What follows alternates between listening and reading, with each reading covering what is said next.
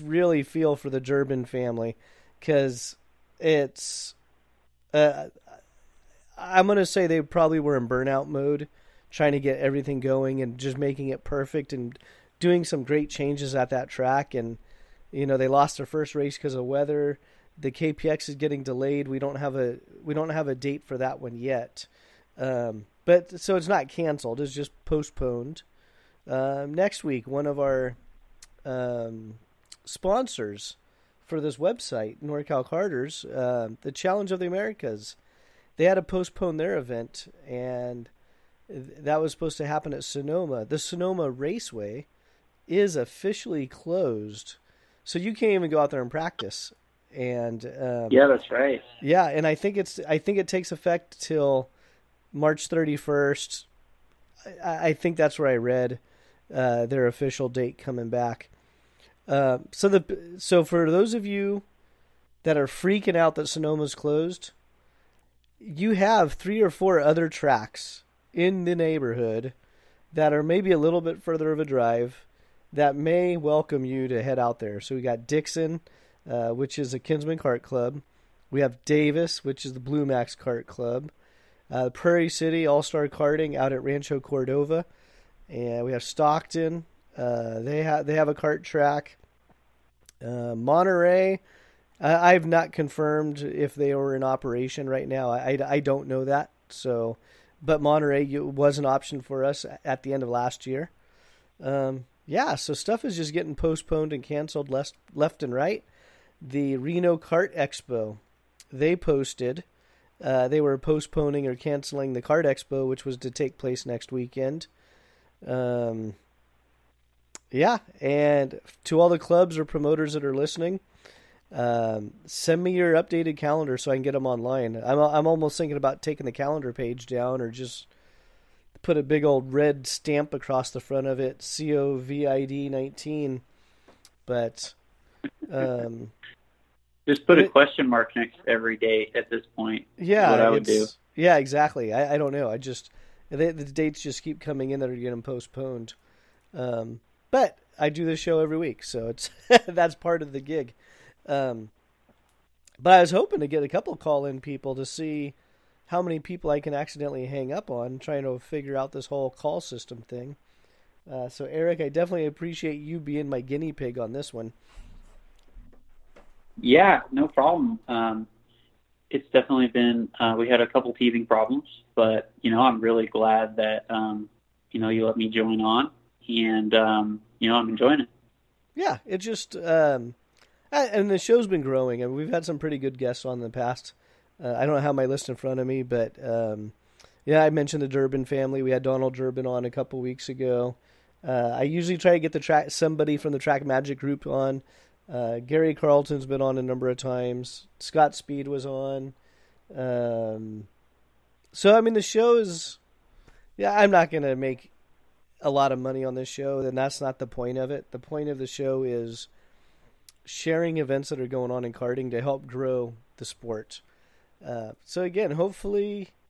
I don't know. Again, we got to be agile. If people want to call in, great. The phone number is 916-525-7139. Again, that phone number is 916-525-7139. I might hang up on you if you call. It's not personal. It's completely accidental because I don't have a high-budget switchboard or anything else to take calls. But we'll figure it out. Worst case scenario, I just have to call Eric back. Yeah. Yeah, it's definitely not personal if he hangs up on you. Technical difficulties can happen, and the person that screens the calls also hosts the show. So, sometimes the wrong button can get pushed. But yes, I don't know. I figured there'd be some people listening tonight just because, everyone's holed up and they can't go to the track. So, if you're out there, give it a call. Yeah, no, it's weird. It's I don't have a lot of interaction like on the chat rooms or anything with the podcast, but I'll be at the track and someone will start talking to me, and it depends on my mood and why I'm at the track. Depends on how I advertise who I am. And someone said one day, it's like, wait, are you the guy that does the weekly podcast? And I go, yeah, that's me. And they go, yeah, I listen to that every week because that's how I get my race dates. And it's like, thanks for doing it. It's like, oh, cool. There's like two other people listening now. That's great. There's me, my mom, and that guy. But Well, it's always got to start with friends and family for sure. that's right. Yeah. But the stats, when I look at this, when I pull the stats up, it kind of blows me away sometimes. Like, wow, those are pretty good stats that I have on the background, but the live interaction is very minimal. Even yesterday, I sent out a mass post to a bunch of people on Facebook. Hey, who wants to be on a podcast? Um, and the only reason I didn't do the podcast last night, full disclosure, my daughter wanted to play a board game, and it was around her bedtime, so we started playing board games, and that's why I delayed it last night. And I really just didn't know what to talk about. It's everywhere I go on Facebook, clubs and promoters are postponing everything.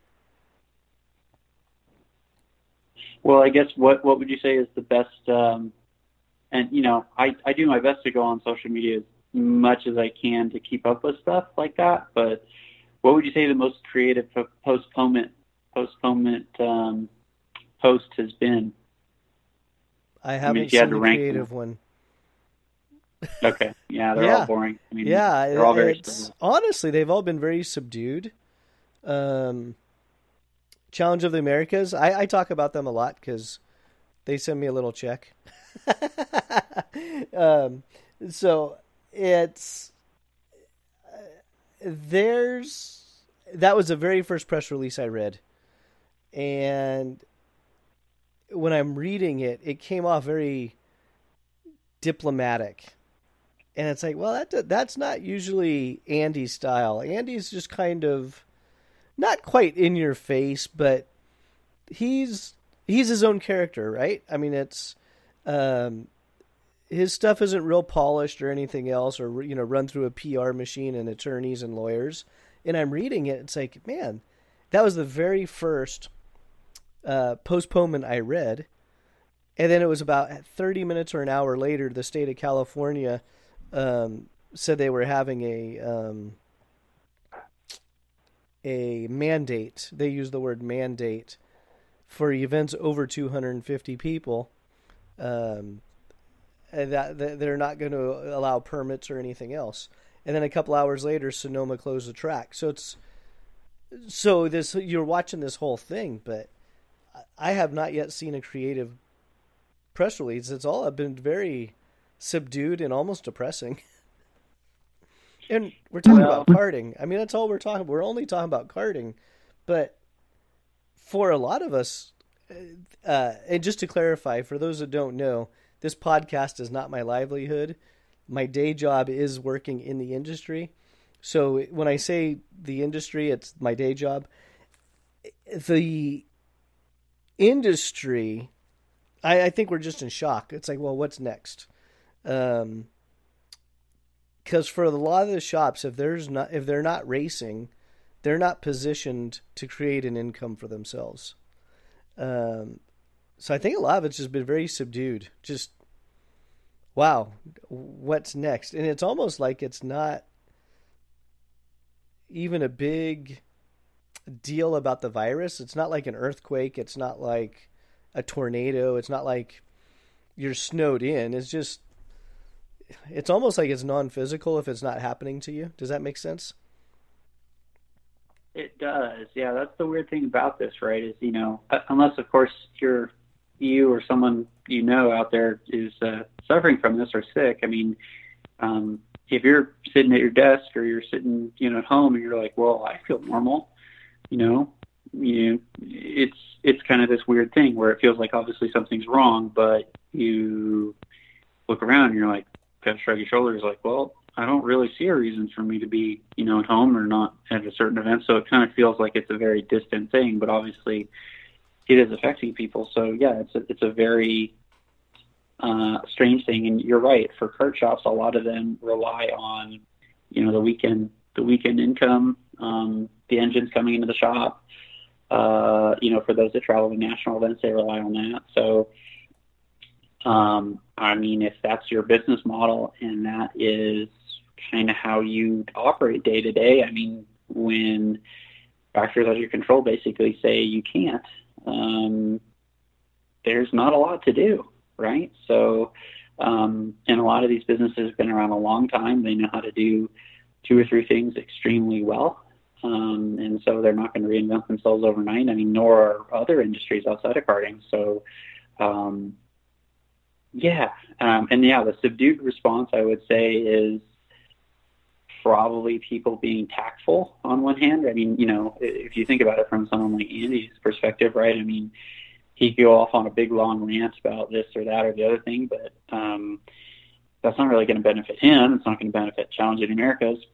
And at the end of the day, he's probably, he in the series doesn't want to make anyone more upset than they already are about how they've probably maybe booked hotels or they're planning to come to the race and they've already, got things lined up. And I mean, you don't want to kind of poke that bear any more than you have to. And there really isn't a lot for him to say.